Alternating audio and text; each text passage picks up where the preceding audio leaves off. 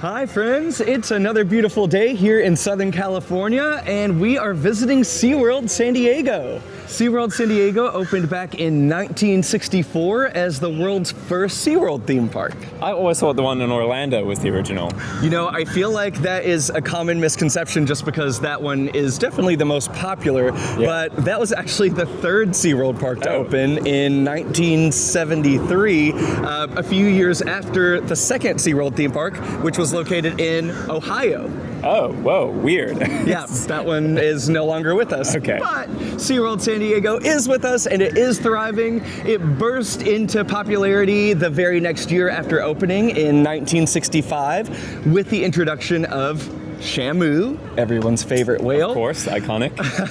And back then, SeaWorld was mainly focused on marine life entertainment. And then in the late 90s, they got into thrill rides with the addition of Wild Arctic, Shipwreck Rapids, and then in 2004, SeaWorld San Diego opened their very first roller coaster, Journey to Atlantis. Today, the park is home to 5 different roller coasters. I did see that Journey to Atlantis is actually closed today, so we'll be getting on 4 of them. I've been to SeaWorld San Diego 2 times before, and both times that I've been here, Journey to Atlantis has been closed, so I just come to expect it now. Which is interesting because it's a mock water coaster, and I feel like those are fairly reliable. We did see in the parking lot some people at the top of the tower working on it, so fingers crossed they're just putting on the finishing touches to have it ready for summer 2026. Of all the theme parks here in Southern California, SeaWorld is probably my least favorite of them all.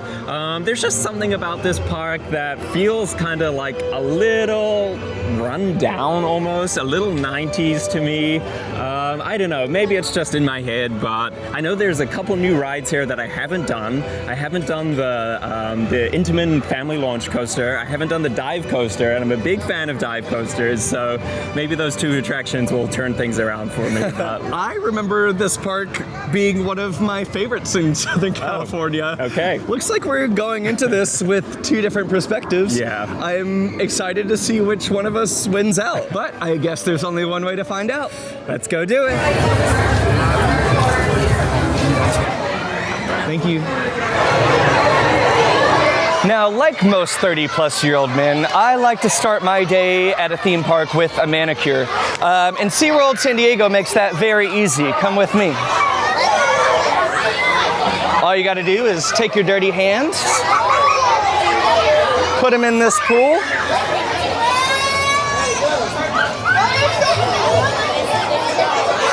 who needs a salon?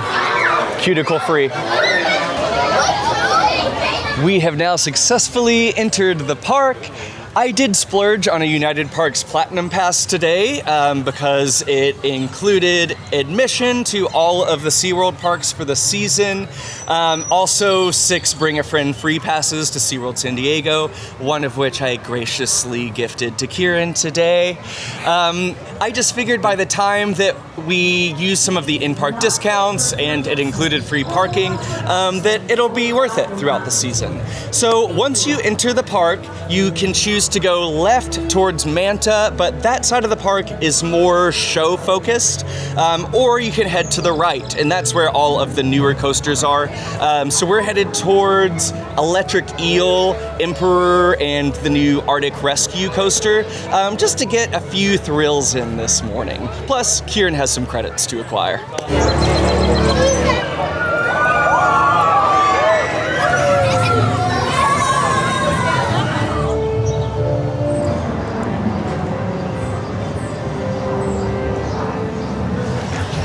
Electric Eel opened in 2018 as SeaWorld San Diego's first true thrill coaster. It's a premier Skyrocket 2, of which I've ridden every single installation in the world other than one, so pretty proud of that. But it is a triple launch coaster.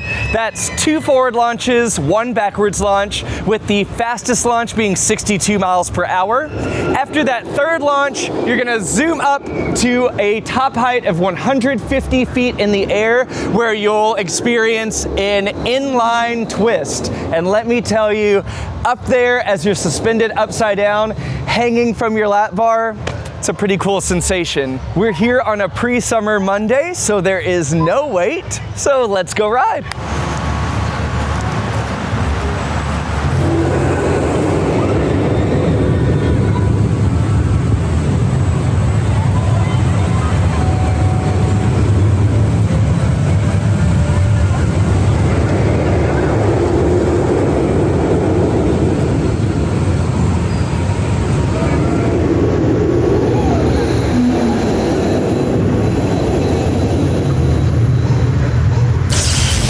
First coaster of the day. Kieran, what do you think of Electric Eel? Okay, so I was ready not to like this. I have ridden it before and I didn't really remember too much about it. But in general, my favorite kind of layouts for a coaster are ones that are like long and flowy. I'm not a big fan of compact layouts, so I was ready not to like this, but I ended up having a pretty good time. The standout moment for sure is that little twisty bit at the very top where you're like hanging upside down and it feels like you're gonna fall out, but yeah, pretty fun. Yeah, and that feeling is even more enhanced now because I did not realize this coaster has had its comfort collars removed since the last time I was here. Nice. For those unaware, when the SeaWorld / Busch Gardens parks first installed their 3 premier Skyrocket 2s around the country, they included these loose shoulder straps that, despite being called comfort collars, were actually quite uncomfortable and that they would slap you in the chin as you were traversing the ride. Yeah, I can attest to that. Well, in recent seasons, maybe as recently as this season,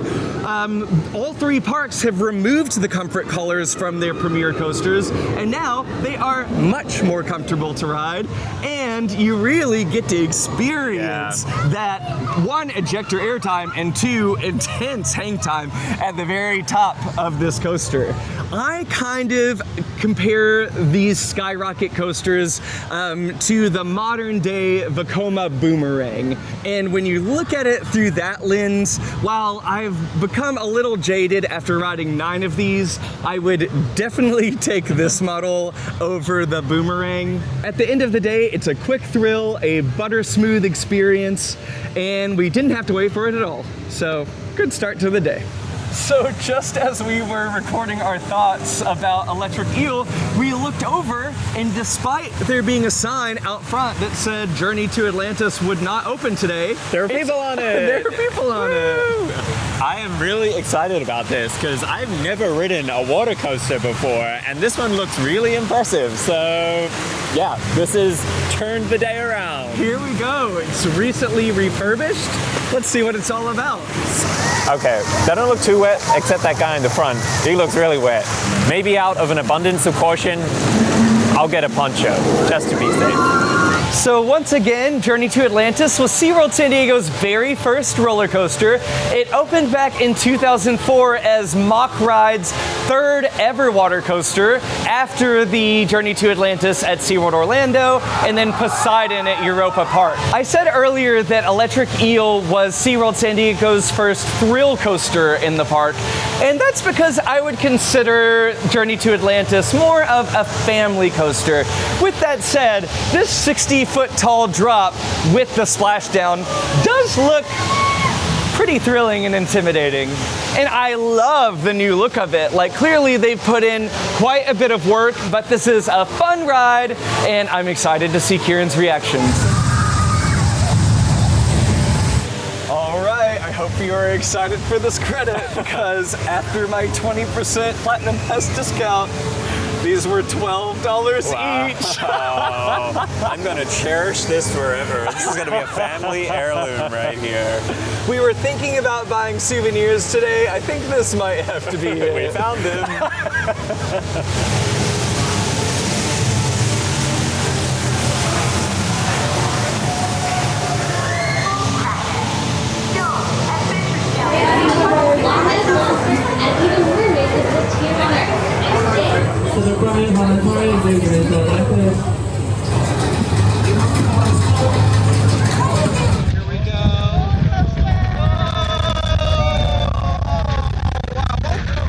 We are gonna get wet. There's no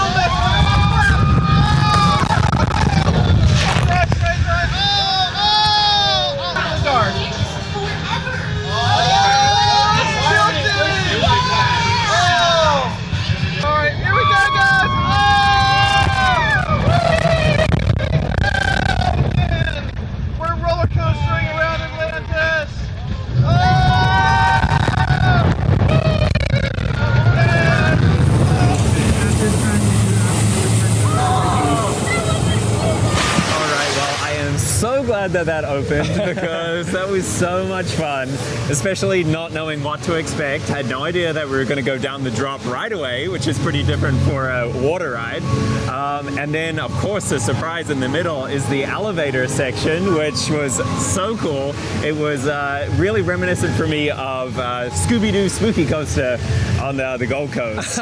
Fun. I have not done Scooby-Doo, but I have previously done Journey to Atlantis, and let me tell you, the biggest change is that they have added a show scene before you enter the actual elevator. We entered into the hidden temple, and there's this great projection on the wall. Even though it lasts for 20 seconds, it really adds a lot to the ride. It really gets you pumped up for that last section. Definitely. The whole thing feels really well maintained. Everything is brightly painted. There's audio on the lift hill. Yes. This is just such a testament to, if you pay attention to detail, you can turn an average skippable coaster into a full-fledged experience that everyone needs to do every time they come. Yeah, absolutely. I know that I'm already looking forward to doing this again next time we're here. Well, we've got the ponchos. We've got to remember to bring them back.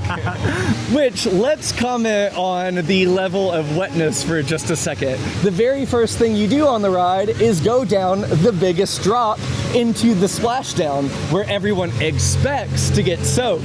Well, after spending, $12, $13 each on these ponchos, we just got a little spritz and thought, yeah, that wasn't worth it.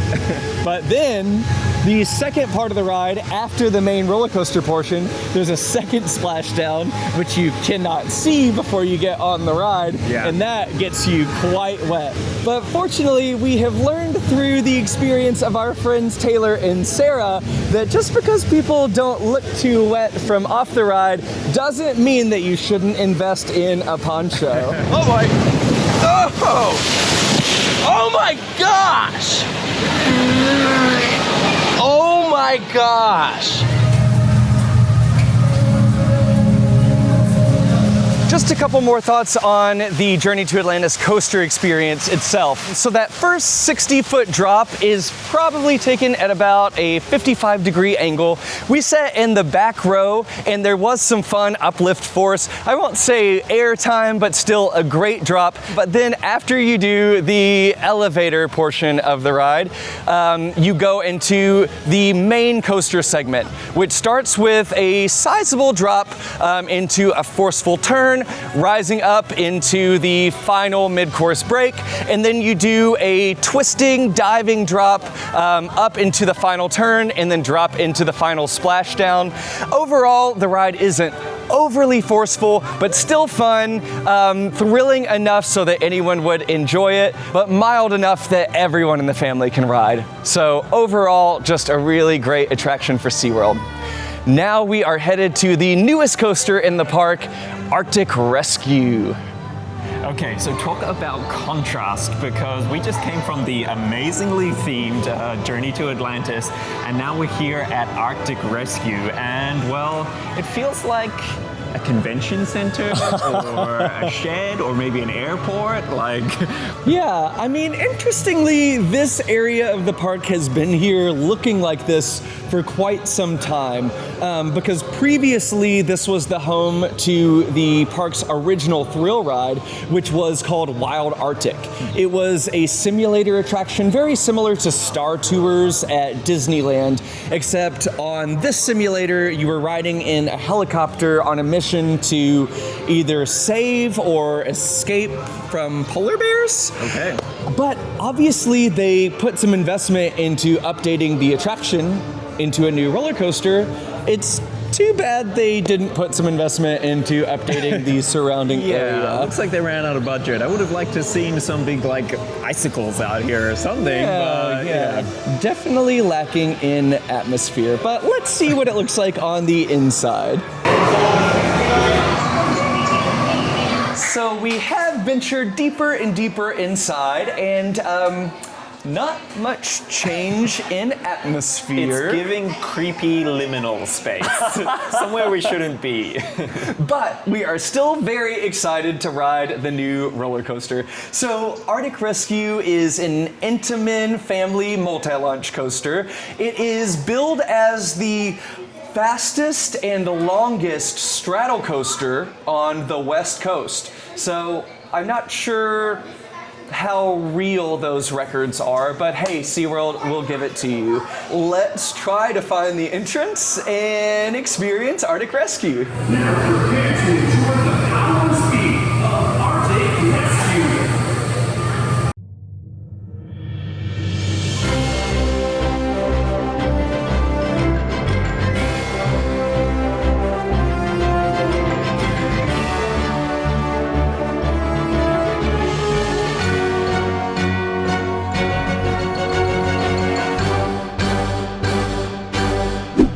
So as much as we talk to the exterior of the ride here, once you actually get on the coaster, it's pretty well themed, including like a full-size helicopter out there. It's pretty cool. Yeah, it was quite a surprise because as far as we can tell, you really can't see the ride from inside the park at all. Yeah. So when you launch out of the building and the whole ride just appears before you, it's pretty impressive.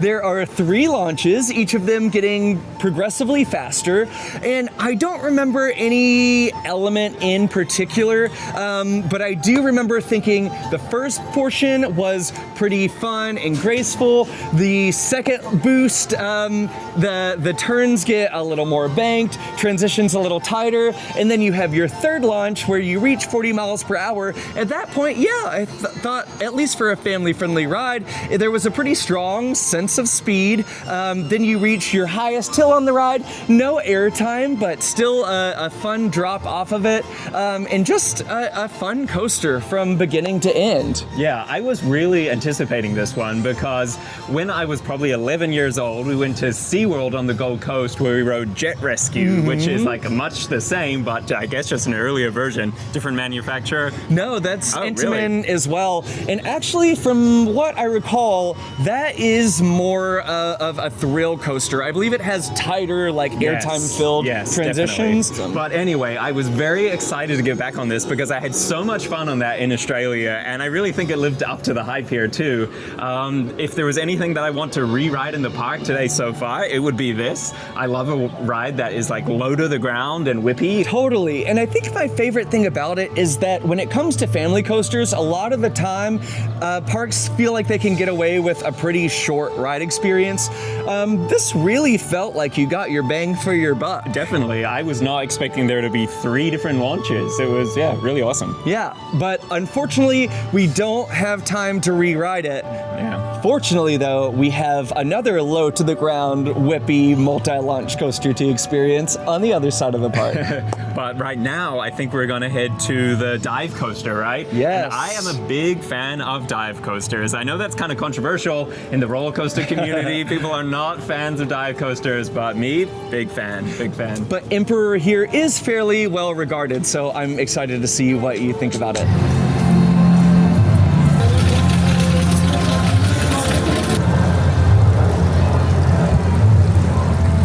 Well, it looks like we've got the entire indoor penguin exhibit to ourselves here. And this is what I was saying earlier in the day, where there are some parts of the park that feel a little bit run down. Like, this feels a little bit stuck in the 80s. And like the glass here, you can't really see the penguins. And yeah, it just doesn't have the best vibe. It feels like this area needs a little bit of work.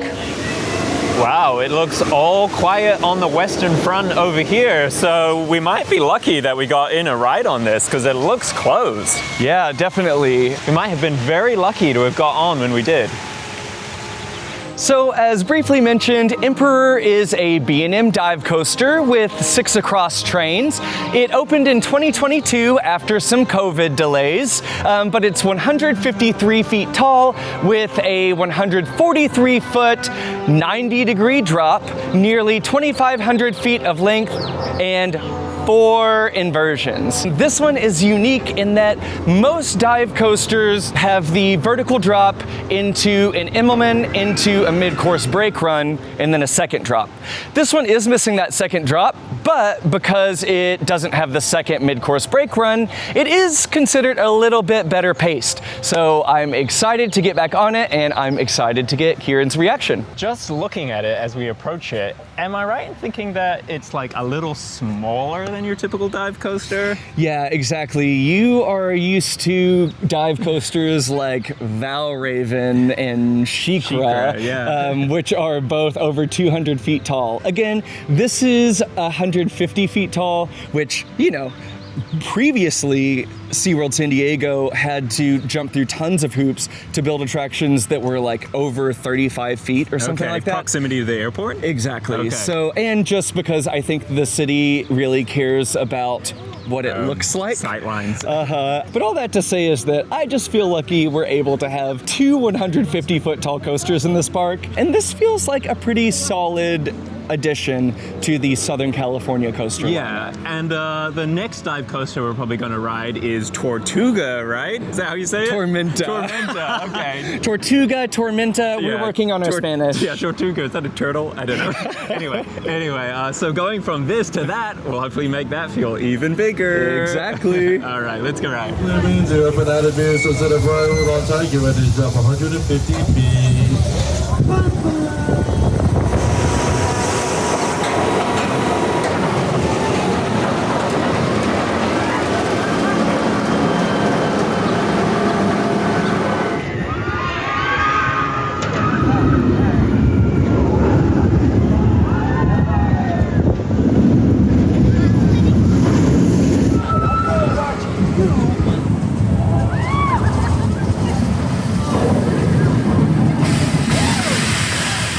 All right, we just dove down Emperor. What do you think?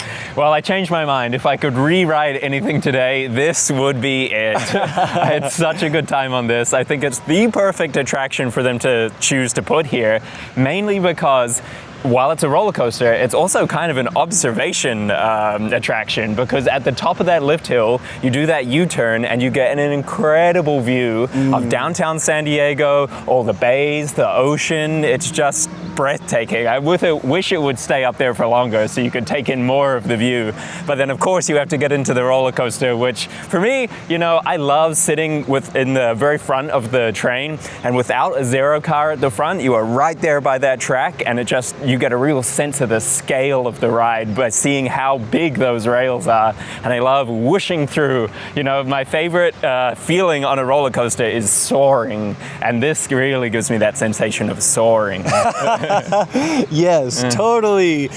We rode on the front right outside seats of the train, and it's hard to beat the front outside seats on any dive coaster. I will say I've ridden this a few times now, so I actually prefer the left side of the train. So when you're queuing up, if you can be the first person waiting for the gate to open, that's where you want to be for sure, just because you get a little more whip through a couple of those elements. But yeah, I think this is a great dive coaster. Now, when it comes to the more modern B&M coasters, I feel like there are 2 points that have to be addressed, which are, one, the level of smoothness. This, butter smooth. I mean, we got a B&M here in Southern California right in the nick of time before the modern B&M rattle started kicking in.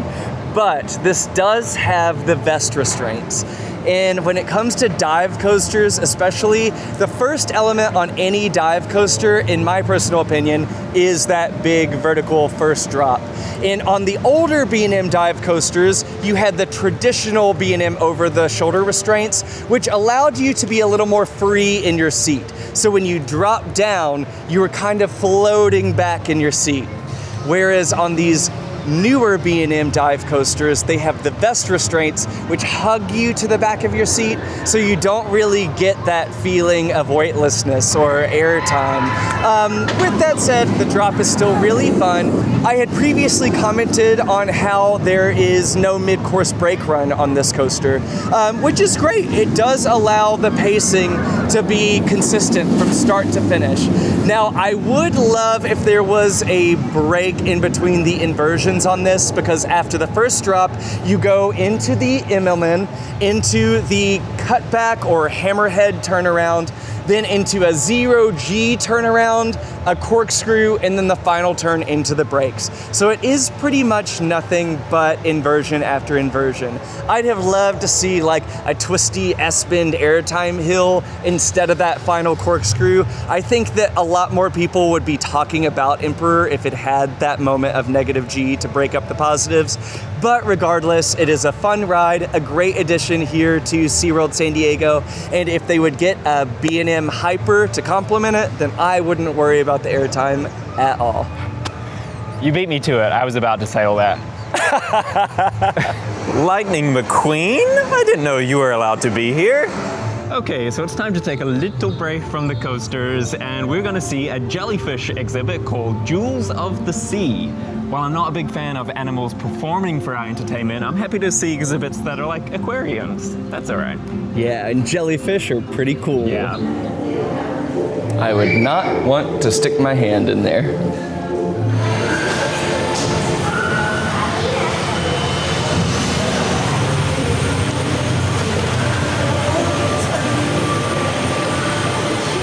Daniel, if there's one souvenir we get today, I think I've found it.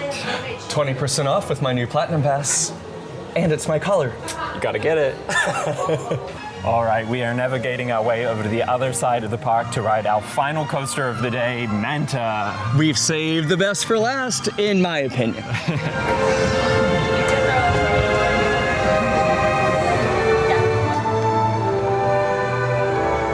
Manta is a Mock Rides family multi-launch coaster that was installed here back in 2012, and it really marked the shift of SeaWorld San Diego from a sea life park into a rides park. It's 2,800 feet long with 2 launches, the fastest one being 43 miles per hour, and it's 30 feet tall, but it does have a 54-foot really fun drop right behind me here. So right after this first launch, you come up into this bank turn, dive way down here, and then up around the entrance structure. And it's funny because I remember back in 2012, people were really down on the Blackstone group who owned SeaWorld at the time. But when you look at this edition, it was really like the last beautifully themed SeaWorld roller coaster. I mean, the presentation of this looks fantastic. And then fast forward to today, if you come to me here, you'll see that this used to have a waterfall feature down into this lagoon. It might have even had a splashdown effect similar to Manta at SeaWorld Orlando. Now it's just a dried pit. So, you know, as we're walking around the park today, I do think that this is a pretty park, but there's definitely some attention to detail that is missing. But for the meantime, let's go ride Manta.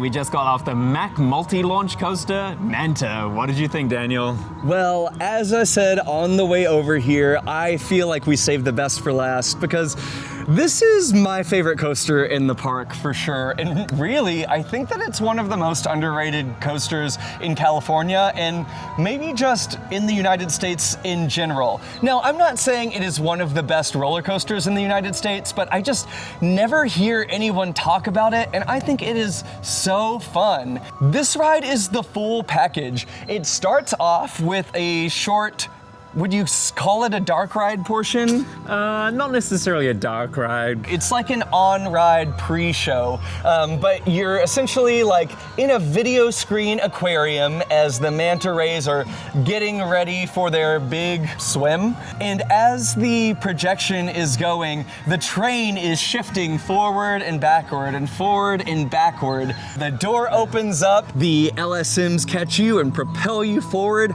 but then you catapult up into that overbank turn, dive down under the main entrance into another overbank turn, and then up into a series of airtime hills that are so fun. I mean, this is like, for a family coaster, I think it's pretty intense airtime. Definitely. I'd say almost like flow-ejector.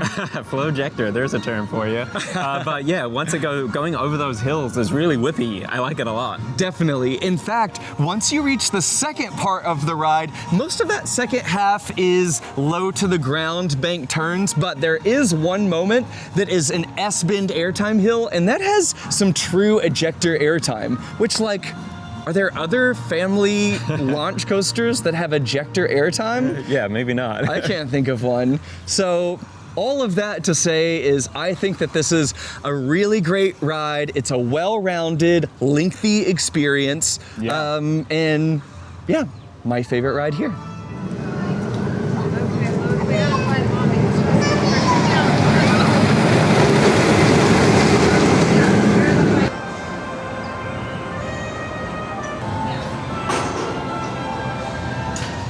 Hello. Two? Yes. Go ahead down to the left-hand side, all the way down, please. Thank you. Two? To the left. Welcome aboard the SeaWorld San Diego. For your safety, we ask that you please remain seated throughout the entire ride. Thank you and enjoy your view.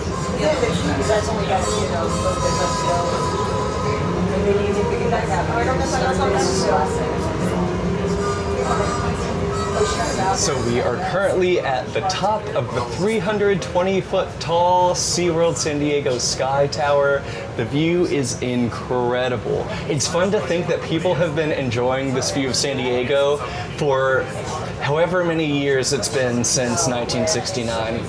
I'm usually pretty good at math, but I can't do it right now. I'm sure that the view has changed a lot over the years, but really awesome. All right, we are back to where it began this morning, out in front of the park. Kieran, I'm very curious to know, what do you think of the day? Well, I think it really actually exceeded my expectations. I've had my mind changed a little bit on SeaWorld San Diego. I think it probably helps that today was a very quiet day. It's a spring Monday, and basically every ride, well, definitely every ride that we went on was a walk-on. So I think that really helps the general experience. But in addition to that, I thought the park was pretty well kept generally. I found a few areas where it feels like it's a little bit stuck in the 80s. But for the most part, the landscaping is really beautiful, and the attractions are well kept and for the most part well themed. But yeah, huge shout out to the horticulture team. Like, I think they do a really great job of selecting different plants that give you the vibe that you're under the ocean. You know, they choose things that feel like it's seaweed or coral or things. So it really is really nice. Yeah, I mean, we're kind of cheating since we're in Southern California where the climate is tropical anyway. Yeah, very tropical. As you might have seen, I got roasted in San Diego. We'll have to wear more sunscreen on our next trip down here. All of the rides themselves were running really well. Surprise of the day was getting on Journey to Atlantis. Definitely. Huge highlight for me. I really had a good time on that. Personally, for me, Manta, I just love its aesthetic. I love how it has those surprise moments of intensity for a family coaster. And then I'm sure a highlight of the day for you, since you love dive coasters, was Emperor. Definitely Emperor. Yeah, that first drop is just amazing. I really love that, and especially the view at the top as well. And also Arctic Rescue. That was a huge highlight too. I love low to the ground zippy coasters like that, and well themed. Yeah, good times. So at this point, the park has 2 true thrill coasters in Emperor and Electric Eel, and then 3 super solid family coasters in Manta, Arctic Rescue, and Journey to Atlantis.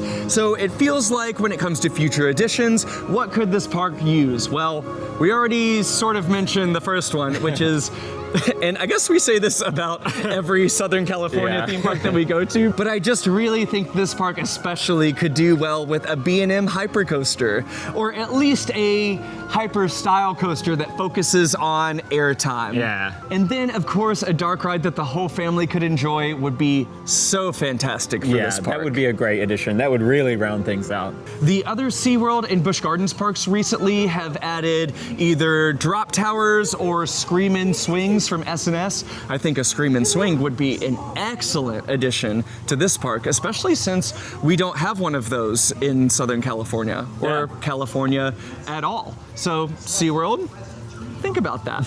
And that about wraps things up for us here at SeaWorld San Diego. So if you enjoyed watching, please remember to hit that like button. Hit the subscribe as well. I know 80% of you are watching this are not subscribers, so please subscribe. And we will see you in the next one. Bye. Bye. $24 well spent.